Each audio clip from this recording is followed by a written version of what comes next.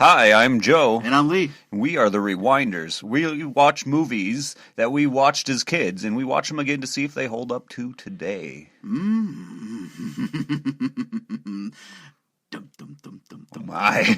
This week, we watched... Flash! He'll save every one of us. We watched Flash Gordon. Oh, yes. Oh, what a great intro to a movie. Yes. That was an amazing intro. I thoroughly enjoyed that opening sequence. I thought it was really good. That was a kick-ass intro for any movie to get you into it. I got pumped up. I was getting pumped up just now.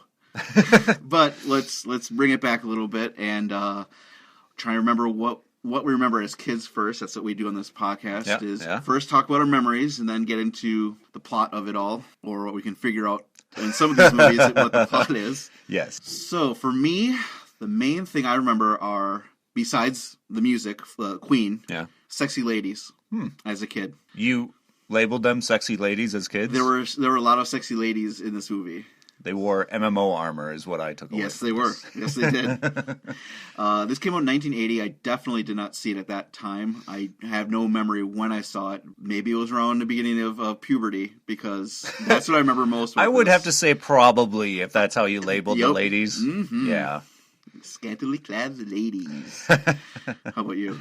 So, out of all of it, I didn't remember the tone of the movie at all. And what I really latched onto as my memory was the fight sequence on the round pedestal that tilted with spikes. Yep, I definitely remember that too. Weapons, and I was like, this is awesome. I remember that too, but remember it being a little bit too long. And the other thing is the Hawkmen sequence when they're flying and attacking. I remember that being awesome at first, but then kind of going on too long and losing interest. Besides the music, because that's the thing that really still sticks with me is all the music throughout done by Queen. That's a good thing to stick. It is. It really mean, outside of those elements, I think I wasn't aware of any nuance in this film whatsoever. Sure, of course. And it is there as watching as an adult. I would say this was, since it really stuck in my head, it was my introduction to Queen. I really never listened to music until high school, really. I really watched movies. I listened to music on the school bus ride there and with friends, but most of it at home, I never really listened to it. So I didn't know. I liked the music. I didn't know who Queen was. Did you grow up in Utah? Krakow, Wisconsin. So yeah, close enough. But any other memories for you? I think I believed it was a serious movie. Sure, and there are parts of it that have that tone as watching it again, and that's where they make mistakes. So I guess let's get into it, huh? Yeah. Okay, so it starts off fantastic. You have laughing, and it's a little view screen with crosshairs and lightning bolts, and it's coming into a very model-like Earth. It's just... a lot of stock footage. Yes. And then Emperor Ming, well, you don't know who it is, but you hear an evil voice, and he says, "I'm bored. I'm just going to play with this new planet called Earth." And by pushing destruction buttons, he shows stock footage of earthquakes and buildings imploding. Yep, and right away, it's, what's this planet? Earth. I have a button that's already labeled earthquakes. And then another thing I noticed, he had typhoon and hurricanes, which are the same thing. But he haven't had separate buttons. But he's having fun. So Emperor Ming is, I guess he's an evil galactic emperor. Who likes... He's bored. Tubular sequences that he makes all his clothes out of. And he's just messing with Earth, basically. Yeah. And so it starts right away. Then Queen song, Flash, kicks it in, and very awesome. Besides the music, the visuals. Yeah. For a 1980s effects open, awesome. Yep, showing all the panels of the comic, the comic series of Flash Gordon from the early 30s, right? And I never read any of the comics. No. I knew, I think later on, when I first probably watched it, no idea who Flash Gordon is. Uh-huh.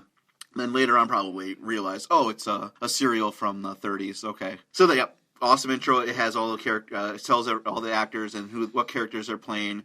And then it dies down and immediately comes to a screeching halt for me because it shows that they're at an airport in Alaska. England. It looked like Scotland to me. I think it was supposed to be Alaska. Okay, well, who knows? Well, Yeah, they didn't. I don't think they say. really say, but that's kind of how I took it because I was like, well, it's kind of like bush pilots flying people in. Sure, and maybe out. that's what it is. But we come in and there's our hero sitting in a car, and he's Flash Gordon, quarterback for the New York Jets. They changed. He used to be a polo player for Yale. That was his original Flash Gordon's thing. But then he gets into a van. No, the van parks next to him, and his love interest, Dale, I don't know her last name. Dale somebody. She's a journalist? No. No, she's a travel agent. She's a travel agent, okay. They get onto a small plane, and... when the door opens in the van, my interpretation is Flash is a creepy guy. Oh, and he shows it later. He creeps on her hard. Immediately. Immediately. Yeah, he's reading a newspaper, listening to sport radio or something, and... Yeah, turns right around to see her and is staring at her as she gets on the plane first, and then he follows suit. With his Jets bag. He did have a Jets bag, or JTS Jets. And he's wearing a Flash shirt. Yes, because nothing says I'm confident about who I am than wearing clothes that announces who you are. Well, he forgets sometimes. I could believe that. Yeah, so you have a big, blonde, dopey-looking guy. Yeah, gets on the airplane. And right away, they take off, and he's staring at her, and they get into a little bit of air turbulence, so she's getting nervous. Yeah. And she holds his hand for reassurance, and he's like, it's okay. I saw you earlier at the hotel. And I asked them who you were. I know everything about you, Dale. Why are you alone? You should never be alone. I'm here. No, it's so creepy. Everything's happening so quickly. Yeah. And through a little bit of turbulence, Flash goes to the two pilots. You guys need some help. And this establishes that Flash... He knows how to fly. Well, he took some flying lessons. He took some flying lessons. Well, he plays for the Jets, so I think maybe that's the tie-in. I like it. I guess. The turbulence gets worse, and he says it's fine, but then he looks out, and now it's red. Red dye is seeping through. Red sky, and clouds are coming in, and then you hear laughing. What you at first think is the hot hail that... That's button right. was He pushed flashing. the hot hail. I forgot about the hot hail button. And because they show it at the beginning, and you're like, "Oh, that's the hot hail," and you know it's hot because it's sizzling. Mm-hmm. It hits water and sizzles. But then bigger pieces start falling, and you're like, "I guess these are the meteors," but they're not meteors. No, it's hot hail. When they hit the Earth, they're about the size of softballs and bigger, and they go plunk. And that's it. It's like, no. But whatever. Yeah, they make fun sounds. They do. I thought it was fun, and I liked that. And then you hear laughing. Ming is just toying with the plane, I guess. And then he shoots a red beam of himself into the cockpit, stealing both of the... Yeah, the pilots get yoinked out of the plane. They get yoinked out, gone. Flash can fly, yes. Land, no. But in the meantime, we quickly cut to a mad scientist, Hans? We'll just call him Hans. Zarkov. Dr. Hans Zarkov. Zarkov, yeah, that's right. Because they say Zarkov later on a bunch, so I think it's stuck in my head. And he is a mad scientist, has an assistant, and we get backstory from about him via TV station, TV news. So he was an NASA scientist. Yep. He had some sort of theory, and that got him kicked out. Yep. His theory was that Earth was going to be under attack. Yeah. And he was trying to warn them, and they kicked him out because he's crazy. He's a mad scientist. So crazy, he even built his own rocket in his greenhouse. Who knows where he is? But soon we find out, Flash and Dale crash land into that building. And this happens so quickly as...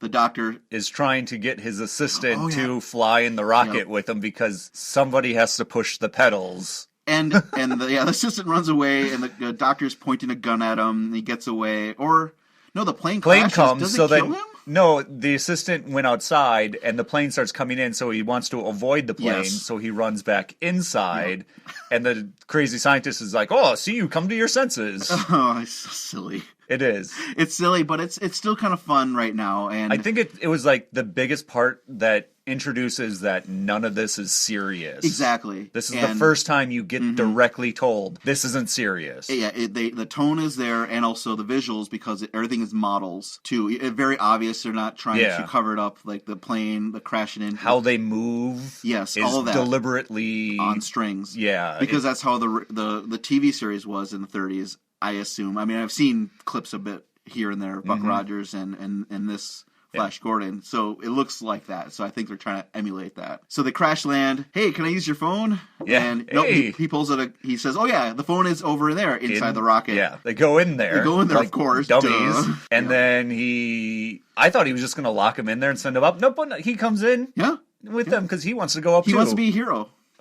I think, now, is he wanting to land on this planet or crash into it? I don't know. But there's a little bit of a struggle, and Flash... A hilarious struggle. The fight sequence is superbly funny. Flash gets hit with the gun, like, twice, and then finally he manages to push Dr. Zarkov into the launch button, and so now they have no choice. They're already going into space. Yeah. So he has to push the pedals. Or otherwise, they'll all die. They'll all die from something. Gravity or something. Got to push those pedals. And they go flying into space, and they lose consciousness, and then it's awesome music in the background as they go through a wormhole. A hawking hole of some sort. Some sort of fry hole. And the lady, Dale, just can't help from touching herself over and over again. See, and that's what I remember as a kid. What the heck is going on? She's getting hot, and she's leaning into Flash. They're both all unconscious, and she's just... Oh, I gotta unbutton my blouse. So hot. It's so hot. And the visuals are pretty cool as they're going through the wormhole. It's like a water, oil, color mix. Not only is it a wormhole, hawking hole, fry hole, but it has a sphincter. Oh, I didn't even notice the sphincter. It did.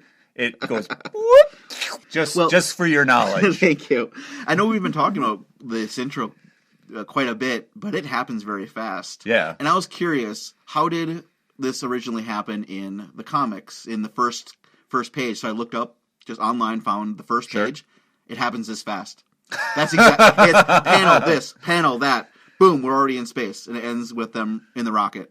That's exactly how it happens. That's kind of awesome. And I thought that was pretty cool. Is they're being very faithful to the comic, and that's all I've read. I didn't bother reading any more. Order books and books and books of No, these? that's okay. I'm fine with just this movie. So Ming is watching them. He has this guy who's bald, and he has these TV scanner goggles that can monitor him. And he says, "Bring them in safely to planet Mongo." I think that's what he called it. I think there's an L in there somewhere. Mongol? I don't know because I don't think it's Mongo. You don't think it's Mongo? No. Okay. I think it sounds suspiciously close to Mongo, but I don't think that's it. All right. Well, I'll call it Ming's planet. We'll say that's They call them planets, but they're not even planets. They're just like floating things out in they mention crazy world. We'll get into it, but those are moons. They mention it. Okay. But that's another part of the confusion. As a kid, it was visually awesome, great music, a little bit of action, but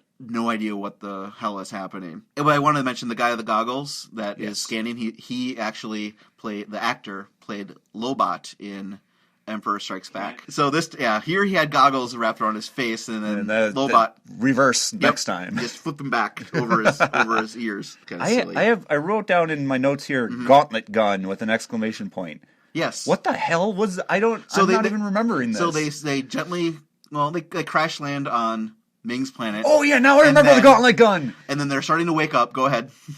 I don't remember how it was used, but I remember what it does. It just shoots hands, gauntlet hands at people, and it chokes them and stuff. I'm like, what the hell is this? This is awesome. Yeah, Flash goes out near these guard guys that are dressed in red. They kind of look like Shy Guys. Yeah. Mario Brothers 2. Much taller. And he comes out to shake their hand, and so that's when he shoots the gauntlet gun hand grip that flips him over and then shoots it again and starts choking him. And the cuts, they've been captured. That's awesome. That had me cracking. That was neat. I had to watch rewind that. Like, what's happening? Oh, okay, that's interesting. And so they lead him down a hallway, taking him to wherever, and then random lizard men start running through. Yes. And one of the robots is like, no, and shoots them and disintegrates them. And I was like, not the lizard man! The little lizard men, trying to escape, just disintegrated immediately. And I noticed that the costumes for the lizard men, their eyes were inside of their mouths. Yep. Which is very weird and strange and different. I liked it. I love it. I liked it. Just something different, which is neat. And the sets are amazing. Everything looks colorful, reds and golds and blacks. Very comic book, like that time period comic book look. I love the look of all this, just how much color there is, and the camera has a little bit of a soft glow to it in a way. I don't know. Sure. Certain times you can see the shine is a little bit different. Yeah. Getting led through, and now all three of them are friends. The doctor is no longer completely crazy. Yeah. And he says he's got a gun, but then the robot zaps the gun, whatever. Yeah. And they're being led out into rotunda of tributes. Tribute. They happen to come at a good day. As there's a bunch of all the other clans or people that live, however you would describe it. Yeah, whatever of these bunch of different races that live on this planet are at Ming's castle. And you don't even learn who all of them are. Not at all. There's little people with little swords and are different colors. Yeah, and they have like flying squirrel outfits. Yeah. They're really long outfits. There's the Hawkmen. Yep, Hawkmen were there. Then they have the Robin Hood people. Robin Hood, that's exactly how I was I'm like, okay, so this is the planet of Robin Hood. Robin Hood people, and then you have, African tribe that they're all in gold and have spears. Yeah. And Ming comes out, and he's played by Max von Sydow, and he looks amazing in his costume. It looks fantastic. Almost exactly what they showed from the comic book. I mean, they put a lot of work to make him look like the comic book guy. He looks great, and he's acting correctly. He's not hammering it up too much, but he knows what he's doing, and just I don't know. I just like how he did all that. It's comic book evil is what he's doing. Exactly, that's probably what it is. And he's not too Fu Manchu like, since that's what it was based on. Yeah, I think it's a very deliberate, not racist way to be that character. Yep. I think that's probably why I liked him. That he's just main bad guy, not evil Asian type of character. So the three Earthlings are just watching, asking for tribute. So there's tons of different people and tons of awesome costumes and sexy lady costumes. Yep, MMO armor.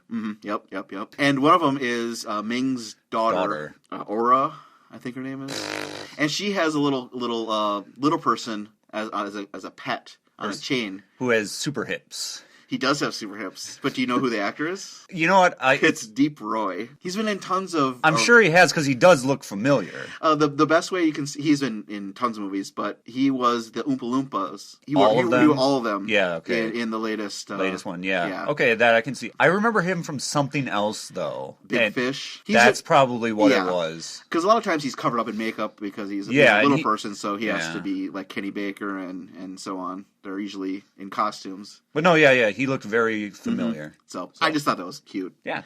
But then, the three Earthlings just standing there. First tribute is, I don't even know what they are. I don't want to say it, but gold African guys. It's the best way of describing them. I mean, it's hard to the fact that they're not major players in this story at all. And they have this moment, and then that's it. They just want to show the moment that none of the clans, or whatever you want to call them, different groups of people like Ming. Yes. The Raid Force. And so he says, I don't have anything to offer except my loyalty. And so Ming says, if you're so loyal, fall on your sword. And he says, I will do this. I will fall on the sword. But he tries killing Ming, the robot, the floating robot that killed the lizard people, freezes him. And then Ming takes his own sword and stabs him in the chest to show that, nope. He's evil. And then that's when Flash says, this guy's a nutcake or something like that. Nutcase, something like... And then the robot plays it back for Ming. Like, hey, did you hear him say this? Some guy said this about you. Yeah, he's over here. Gossipy robot. Let's go see what these guys are all about. Ming sees Dale and shoots because he's got a ring of power. A Schwartz. It is kind of a Schwartz. Shoots her with a ray sex beam because it's supposed to be a charm ray or something, but she is just basically gonna start rubbing herself up and down very soon. She is affected by ecstasy through the ring or something. She's getting hot and bothered like she was in the rocket, but she was unconscious then. And Ming is instantly, I've never seen such reaction to this before. Yeah. Must react differently to humans, I guess. And something. I mean, it was supposed to just probably freeze her, but then she started getting hot and bothered. He turns it off. She asks, what happened? I don't know, but it was something to see or something like that. It was pretty hot. Ming says... Basically, I'm going to marry her. She's mine now.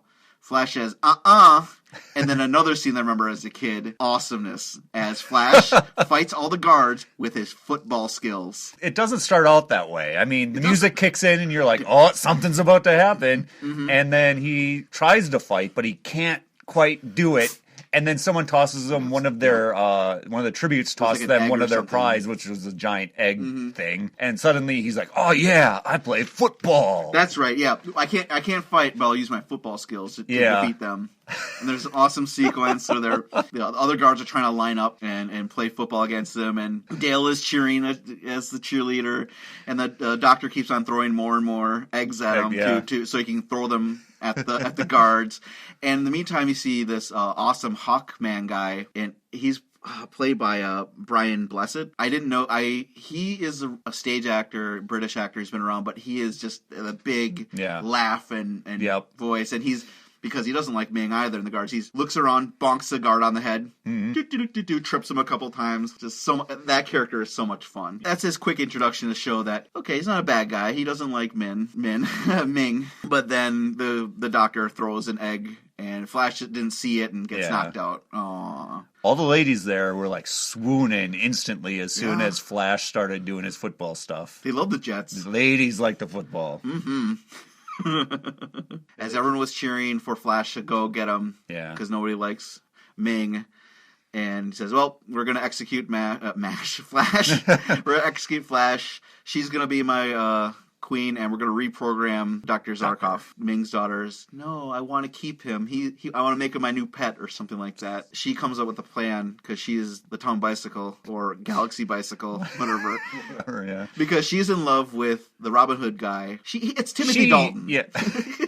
She uses her sex on a lot of people in this movie. And so she uses her sex on the surgeon that is going to, because they're going to lethal injection and gas. The Flash. Not the Flash. Oh, he would have gotten out of here instantly. It's public execution. Oh, he dies. But no, the doctor had put just knockout juice in him. And he brings out his caulking gun and re-injects him with wake-up juice. and he's good. And then the doctor that saved him, the surgeon, says, to Aurora, "I'll see you in our secret sex area place that we meet."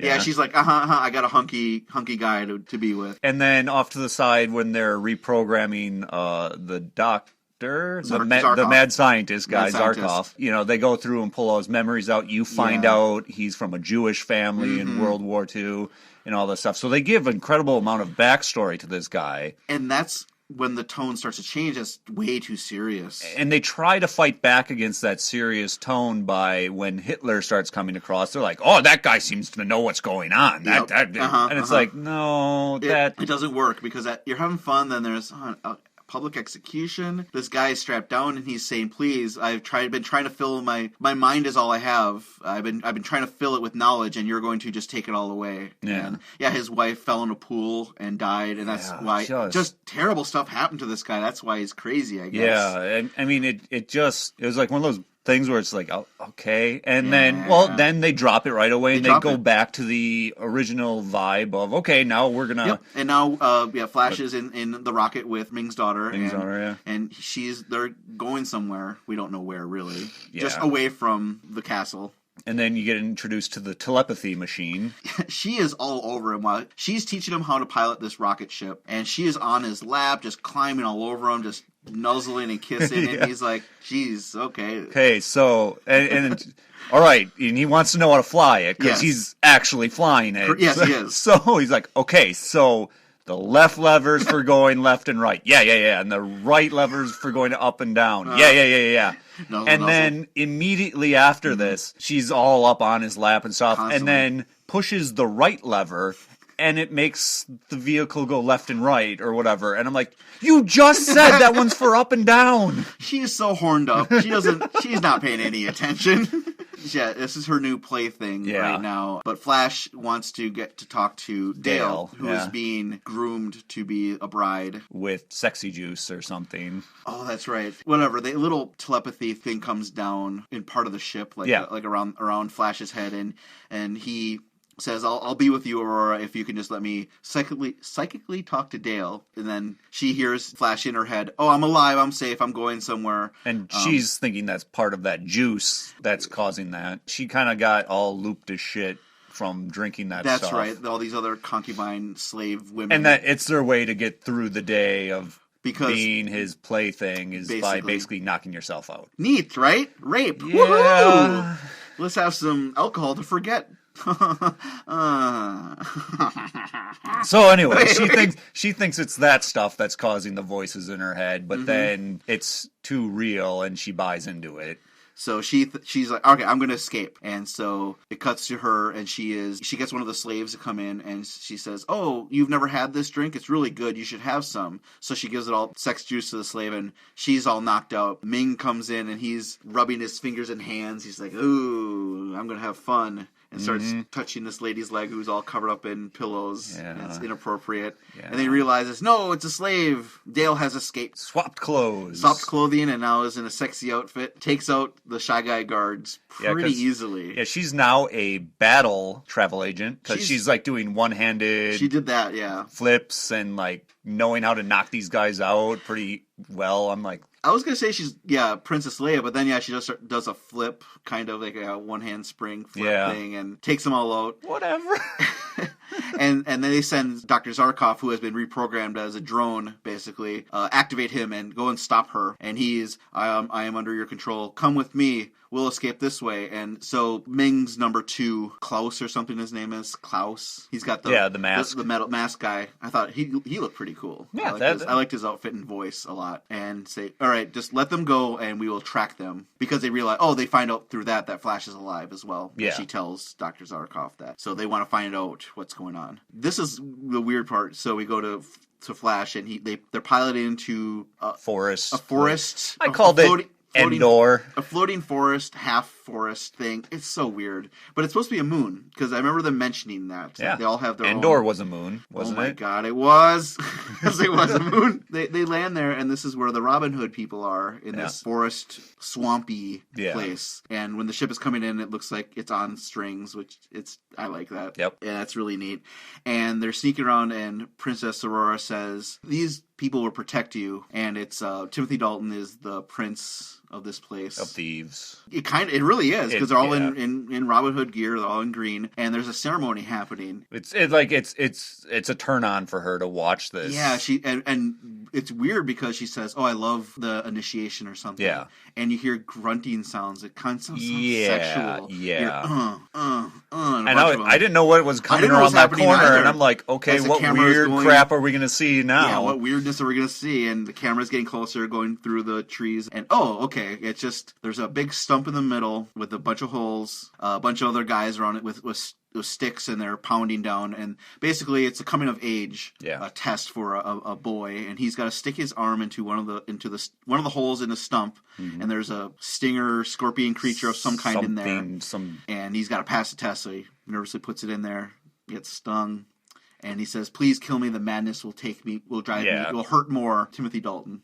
James Bond stabs him to release him. When that kid gets stabbed, Princess Allura, she loved that. She got off on that a little bit. Yep. And Flash is looking around, these guys are going to keep me safe? Well, long story short, I mean, I guess we're talking a little bit, because the plot is, you really have to pay attention to know what's going on, in my opinion. I honestly don't think you have to pay attention. I was having a hard time. Because the overall arching plot is they want to get back home and keep Earth from being destroyed by the moon, because this has been established. The moon is crashing into Earth. The moon is the hot hail. Yes. That's right. The gravity of Ming, whatever, is destroying the and they moon. Have 48 hours or something counting clock before the moon crashes into the Earth. A la Final Fantasy VII. Yep. And, exactly. I don't know. I mean, that part is the true story that's happening. Everything else is just flair. Well, I think it's because they're cramming a lot in, probably because there's so much in the series. Yeah, they're just trying to show all this stuff. And we're in the Tree Kingdom right now. Yeah. And Timothy Dalton does not like Flash because he can tell that Aurora is into him. Yeah. And she says, I'm going to leave him here. I have to go back up. They'll suspect me for leaving the kingdom, so bye. He puts Flash into a prison, basically. Yeah. And he wants to kill Flash so bad, but he promised he wouldn't, so Timothy Dalton comes up with a way saying, I'll secretly have him break out and have him come to the secret temple area, and since he came on his own free will, I get to kill him fair and square. Yeah. And so he forces Flash basically to put his hand in the stump as well. Yeah. So I want to bring up the fact that in order to get Flash to break out, they toss one of their own in. Mm-hmm. The one of their own is Richard O'Brien, who is the writer of Rocky Horror and all those shows. That's him, because he's bald. Oh, yeah. I recognize. Okay. I saw him instantly. It was like, what the hell is Riff Raff doing here? Yeah, it's Riff Raff. It was one of those things when I started watching this movie, my interpretation is I am watching the adventures of what would happen if, and the only reason I thought this was because of the way Flash looks, if Janet ran off with the creature, which is Rocky, yes, and escaped with Dr. Scott, this is what would have happened to them. This is my interpretation of this movie. Yeah, there's sexy outfits. There's awesome that feeling it's of awesome rock music. And it just was like, it confirmed this movie had the stink of Rocky Horror on it. And I was like, I smelled it. I smelled it at the beginning. Here it is. Wow, that's awesome that you noticed that. But yeah, so then Riff Raff helps Flash break out and get into the temple, and then they challenge him, and they both, Dalton and him, shove hands in. Yep. Flash gets stung, and he asks for the same. Mm-hmm. You kill me. So Dale Earnhardt's about to kill him, and then Flash is like, fooled you, and disarms him, and... Dale Earnhardt? Timothy Dalton? Yeah. It's the mustache. It sent me the wrong direction. Yeah. Oh. But, so he fools him, and in between that... yes. The doctor, the mad scientist, Chekhov... Dr. Zarkov and Dale get captured by the Hawkmen. That's where Dale came from. So I was crossing characters now, you're too. Crossing the streams. So yeah, they get caught by the Hawkmen, and then they tell him about that stuff. So like, if we capture him, we can turn... So then they go to get them, and then before anyone dies on that planet, they get captured and get taken back to the Hawkmen place. Yeah, there's a lot that happens. So Timothy Dalton chases Flash into the jungle when he's trying to escape. Oh yeah, the balloon monster. The balloon monster in the quicksand is pretty awesome. Yeah. The Hawkmen come and kidnap both of them, bring them back to their flying castle where they're reunited with Dale and Dr. Zarkov. And Dale and Flash see each other. Now, mind you, they've known each other for a day, Mac. No, not even 10 hours, 12 hours. Yeah. Something like that. They see each other, they run and hold each other, and Flash says something like, she says, we have a lot of stories. Yeah, Save it for our kids. Yep, exactly. And then she says, Flash, I accept. Wait, what? You're engaged? Yeah, and she even says that to someone else. I think we're married now. I think I'm engaged now. Please don't kill him. We're engaged. They're supposed to be an item. We're just fast forwarding things pretty quickly. Pretty hardcore fast forwarding. And then we get to so Timothy Dalton says, I've been captured by the Hawkmen, and he says part of Ming's law is I get to choose to be free if I win through combat. Yeah. And he chooses Flash because he hates Flash so much. Yeah. The Hawkman, the main Hawkman, is just laughing. He's just got his big, awesome mouth and beard. And he's having a great time. There's food everywhere. He's just, all right, fight. Fight on the tilty. Yeah, he doesn't care. He doesn't care. He's having fun. He wants to see him fight. So they put him on this platform. Yeah. And you said you remember this pretty well. Yeah, my interpretation from my memory was this was underground in a cave. So it being in a floating city and everything being shiny, I'm like, this is really not how I remembered this, but it is what I remembered. I remember it tilting at angles and spikes coming up, and they throw two whips on there and start having whipping. Yeah, there's some good whipping. And it's such a wobbly platform, though. I don't think it can handle them moving around so much. They didn't really move around a whole lot. Yeah, and the rubber spikes are going up and down as the Prince Hawkman has a remote control, and he's laughing, having a good time, trying to stab him, and he's just so charming. Yeah, I had to look up who Brian Blessed was. Unfortunately, one of the main things that he did that I recognized was his voice. Boss Nass, Star Wars Episode 1. He was the Gungan leader. Yusa go to Naboo.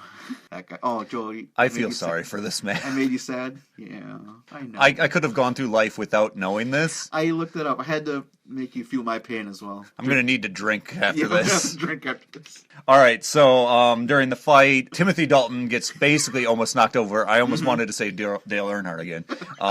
So he's basically holding on by a thread. Flash slides across and give me your hand and helps him up. And the Hawkman is upset by them having honor and "Oh, Flash," Dale says. Yeah. And then Zarkov says, "See, that is humanity, because we're better than all you freaking alien jerk-offs. We're humans." And the entire time, Flash is about to get killed by a spike, and he says, "You can go ahead and kill me, but promise you'll all team up and take out Ming." Yeah. And he keeps on saying team up. Come on, guys, let's team up and I'm take surprised out the they bad guy. didn't like huddle and like put all their hands in the middle at some point. This is around the time I could tell the movie didn't know what to do. It was starting to just do a bunch of different stuff. Yeah, because we had I forgot we cut back to Princess Aurora. She's getting tortured. Yeah. Because they found out right away that she was in on it. So the guy with the mask knew instantly. Yeah. And she's being held on by the gauntlet hands. Yeah. But it's just to show that she's now going to be turning to the good side. Yeah, because her side's rejecting her, Yep. so she has no reason to be on their side anymore. So they send a big ship full of mask guy and a bunch of like SS agents. Oh yeah, definitely. On a flying ship over to Hawkman area to go retrieve everybody and just to murder them. I think that was the case. He's going to arrest them, he's going to arrest them. And Klaus says, "You're Timothy Dalton, Hawkman, you're all under arrest because you've broken Ming's law." And so they fight Klaus or whatever, the second in command, and they throw him on top of the spikes, and he has an awesome death. Yeah, they basically take everyone and leave Flash there because they're going to blow up the kingdom of the flying men. Ming comes by, and that's right, because all the Hawkmen take off. They say, grab all the shit we can get and get out of here, because we're leaving. We're not going to die. Ming is just going to evaporate us. Yeah. He's just going to just shoot us out of the sky, so we got to get out of here. They're trying to figure out the humans are trying to figure out what to do, and that's when Ming comes by with his ship, then escorts the other people off and has a little conversation with Flash, saying, "You're a hero, and you're a good fighter. You know what you could do? You could rule Earth if you just follow me." And Flash is, "No, I'm a good guy." "No way, Ming." And so he says, "All right, you're going to stay here and die then, as we're going to shoot this castle out of the sky." And that basically starts happening. They start shooting this castle. Flash just falls down a tube. And what's this here? A rocket jet ski. There's a rocket jet ski right here. Get on that. Amazing. It makes no sense. Why is there a rocket jet ski on a place of people that can all fly? Yep. And so he escapes, but it looks like he dies. So everyone's sad, and we go back, and he's flying on this ship, this rocket jet ski thing. Yeah. And it reminded me. It looked like a toy from He-Man. Yeah. It has that look. I think they took that because this is before He-Man. I honestly think either this movie had a lot of influence on people who created things in other movies, or that the same people who worked on this worked on other movies that we know and like, because there are so many things that are shared. There's a lot of influences. Timothy Dalton's lines sound so much like the lines that Cary Elwes said in Princess Bride. It was like almost... And he's playing And he's playing it more serious than everyone else is, too. He's like, he it feels like he has definite stake in what's happening here. But I think you're right that people saw this movie and really enjoyed it. I think, and then either emulated or shared, and because there's a lot of tidbits that felt like they spanned across different 80s movies. I would definitely agree. Well, this movie, it's still not over yet. No, it's not. Nope. So Flash is safe. Communicates to the Hawk people who are kind of bummed out, but the Prince Hawkman or whatever agrees that, he was a dumb bird, and they're going to team up now and attack Ming. So they all get together, and they lure out a big ship to attack, and that's when Brian Blessed, Prince Hawkman, says, "All right, Hawkman, dive!" Over and over and over again. As a kid, I was bored, and as an adult, I was bored. The action is not fun. It's just not that interesting because it's Hawk people that you don't know who they are, and against Ming's guard that you don't know and care about.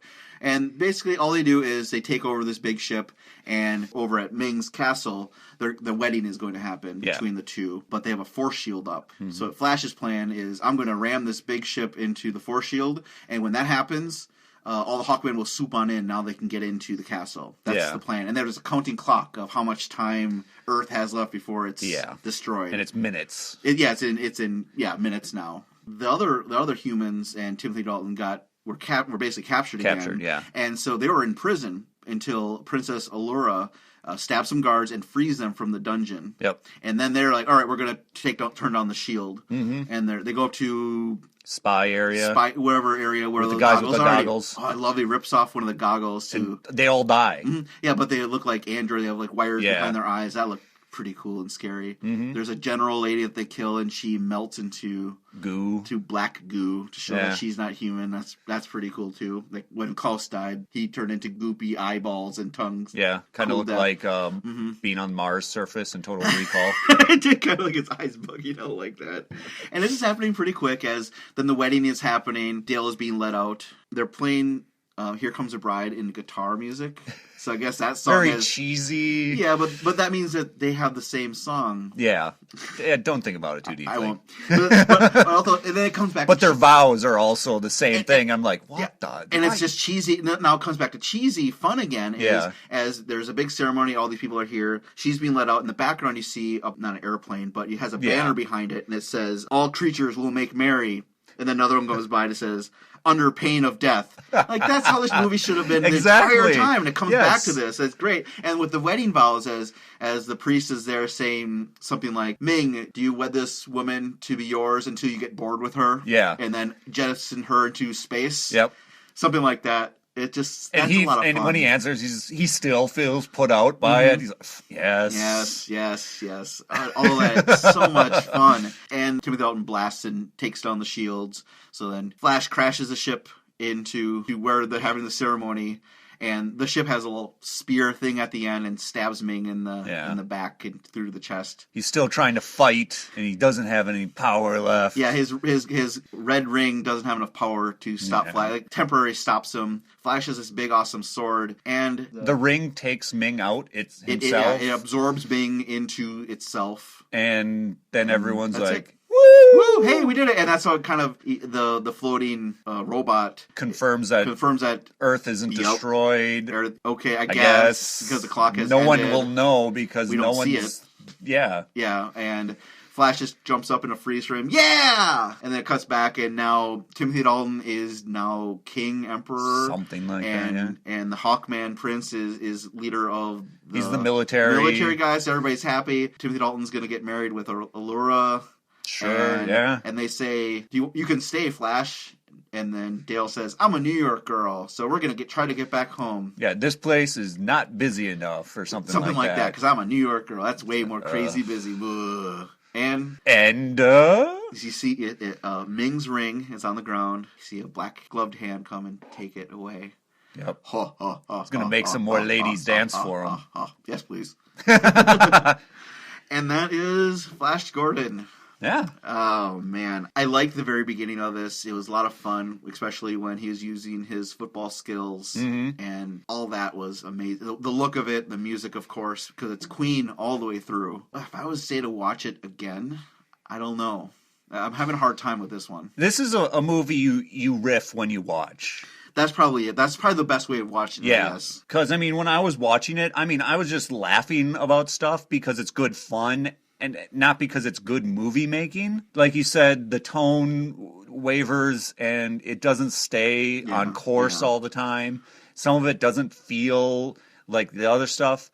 But to me, it's actually a very positive, overall. Overall, yeah. Overall, it's a feel-good, positive movie. Yeah, the hero saved the day. It's about being a good person even when they try to sway you the wrong way. There's not like people being mowed down left and right because they're communists or anything like that. None of that. It's supposed to be fun. Mm-hmm. And I think there could be a lot more room for movies that are just silly, fun, action-y. And that's kind of stuff. They probably just lost focus on just having fun with it. Why not reboot this? I would say this is very worthy of a reboot for a humorous movie. You just have just fun with it. Poke fun at themselves of just saying what silly costumes. How does this work? Much like his pilot outfit that Flash got put in. Yeah, that is ridiculous. It is, and he could just. But it's also ridiculous. It's fun. Exactly. So I guess, you're right. Recommend watching it. As a kid, just hearing that intro music got me into it again right away. It was a very pleasant surprise when I found out that it wasn't a serious movie, because I went into it thinking it was a serious comic book action kind of movie, and then realizing, they're making fun of themselves, and they're kind of making fun of the style of how the comic was devised. This is and the tropes of 1950s filmmaking for science fiction. Yeah, all of it. It's so much nuance in there. Yeah, as a kid, I didn't notice any of that. I thought it was a serious movie going into it too, and then watch. Okay, because I hadn't seen it in a long, long time. So, if you want to let us know about your adventures using sports to fight bad guys, you can email us at therewinderspodcast@gmail.com or leave a message for us on Facebook. Oh, we're also on Twitter now. Oh boy, Twitter. Yeah. So, Joe, can I take your breath away? Take my breath away. Wait, did we do that already? Oops. So what did you learn from this movie, Joe? I learned that if you have Queen in your movie, that elevates it right away. Highlander, boom. Awesome movie. I learned, don't try to fight bad guys hand to hand. Fight them with giant egg objects, and you will win. Definitely. Well, thanks for listening. We are the Rewinders. See ya! Flash!